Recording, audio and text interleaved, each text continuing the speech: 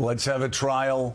Keep the faith. Claire McCaskill, as we've been saying all week, whether it's Jimmy Kimmel or whether it's James Comey now, it seems Donald Trump is just insistent on turning his political enemies into martyrs and heroes. And in this case, he has brought a case.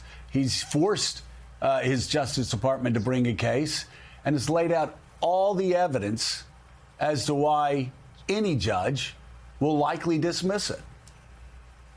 Yeah, it's certainly some irony here that I believe Donald Trump owes his presidency to James Comey. No question, when James Comey inappropriately, thinking that Hillary Clinton was going to win and wanting to cover himself in terms of being very upfront with the American people, went out of his way to break protocol and say things a week or two before the election that really hurt Hillary Clinton. It was like kind of the straw that broke the camel's back in terms of a lot of independent voters. Listen, this is a mess. And, it would take something beyond a miracle to turn it into a conviction. People need to understand what a grand jury is. A grand jury is a group of people in a room. A prosecutor comes in and tells them whatever they want to tell them. There's nobody there to say you can't say that. There's nobody there to challenge the evidence. There's no one there representing the defendant. It's just that prosecutor, which in this case is a woman who's never come near a prosecution in her life, and some narrative that she gave the people in that room. That is a far cry from beyond a reasonable doubt to a jury of your peers.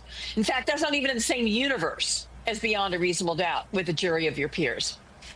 And by the way, I think, Joe, it's important to mention the basis of this conviction. I mean, this indictment, not a conviction. And that's testimony in front of Congress. Can you imagine if the next president decided to weaponize the Attorney General's office to go after the Trump administration for lies before Congress? I mean, you had RFK lying within the scope of his testimony repeatedly. He would say one thing, and then 15 minutes later, he'd say something, deny that he said it 15 minutes before. I mean, clearly he couldn't be truthful in both instances. And there's example after example of that. If somebody just went and looked at all of the testimony before Congress by the Trump administration, they would find numerous examples that were way more egregious than anything they're alleging against James Comey. So this is really an attack on the rule of law in this country in a way that is dark, ugly, and I hope is just a footnote in history, along with many other footnotes about how this president broke things that are so important to America. And let me do something that I've been doing over the past week. Let me talk to Republicans and just say, as I said regarding the FCC, and then later Ted Cruz and Rand Paul and others said the same. And again, what I said to my fellow Republicans when we were talking about impeaching Bill Clinton, just remember, whatever standard we use against a Democratic president will be used against a Republican president. I said at the time, it doesn't seem like a Republican will ever be in the White House again, but there will be another Republican. So be very careful about what precedent you set with your vote. It's what I said last week regarding the FCC. What precedent is set against Democrats or against people on the left or on the center left will be used in the future by a Democratic president or an independent president against Republicans. It's extraordinarily dangerous. And Willie, I mean, just so people understand, this isn't about, everything's not about Donald Trump. I remember at the end of the Bush administration on this show, people were talking about, oh, we should arrest George W. Bush for war crimes. We should start an investigation. We should do this. The Obama administration needs to do that. I said, we don't want to go down that road.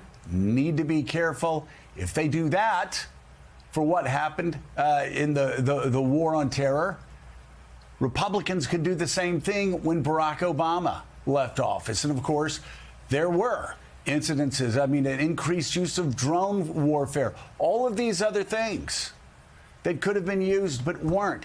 Here, Claire brings up a great point. If you're really going to start looking at testimony before Congress and people who aren't telling the truth before Congress? First of all, Comey's already been investigated. IG report said he's fine. Poor John Durham couldn't find anything that he did wrong. Couldn't charge him. But there are a lot of people in the Trump administration that have testified before Congress that actually, if this is the new standard, this low standard, this political standard is the new standard, they need to be worried. They need to be worried that their own president is setting precedents that could be damaging not only to Democrats, but to them in the future. This is a dangerous path, not for partisan reasons, but for constitutional reasons. And it's something that I hope at least one or two Republicans will figure out, Willie, because right now they seem clueless. And it's another case where Republicans in Congress know this is wrong and know better, but fear Donald Trump enough not to speak up against it. We heard a number of prominent Republicans cheering this yesterday, both on social media and going on television to say, finally, justice has come for James Comey, the Russia hoax, the Mad Libs that they've been using for the last decade, celebrating this. And as you say, when the shoe's on the other foot, I don't think they're going to like it quite as much. With us this morning as well as Claire, Pulitzer Prize-winning columnist, MSNBC political analyst Eugene Robinson, and NBC News legal analyst and former federal prosecutor Andrew Weissman. He previously served as general counsel of the Federal Bureau of Investigation. Jonathan Lemire still with us as well. So let's get you some of the details of how this played out yesterday. This indictment, former FBI Director James Comey, now charged with one count of making a false statement and one count of obstruction of a congressional proceeding. Comey has denied any wrongdoing. If convicted, he faces up to 5 years in prison. The case was brought by Lindsay Halligan. That's the president's newly sworn-in, hand-picked replacement for the U.S. Attorney for the Eastern District of Virginia. Career prosecutors at the office tried to advise against the charges in a memo to Halligan this week, citing a lack of evidence. The previous U.S. attorney, appointed by Donald Trump, resigned after the president said he should be fired, in part for his refusal to bring this case against Comey. He was citing insufficient evidence against Comey as well. Trump insists he fired him. Comey was one of three prominent critics the president named specifically in a social media post addressed to the Attorney General Pam Bondi, pushing her to pursue cases against them. After the indictment was handed down, the president celebrated on social media, writing, "Justice in America. One of the worst human beings this country has ever been exposed to is James Comey, the former corrupt head of the FBI." The Attorney General and Director of the FBI also posted comments last night, writing, "No one is above the law." Comey's arraignment is set for October the 9th. So, Andrew Weissman, this has been adjudicated by an inspector general from the Justice Department that found James Comey did not lie in that leak investigation involving Andrew McCabe as well.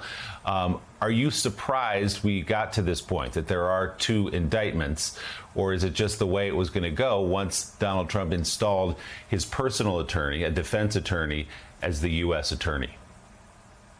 Well, I don't think one can be surprised anymore at the ever increasing lows that exist in this administration. Remember, this is the week where we just came off of, as Joe said, the Jimmy Kimmel fiasco, which was a huge assault on the First Amendment in this country. And now we have this, which is, as Claire mentioned, just an amazing assault on the rule of law.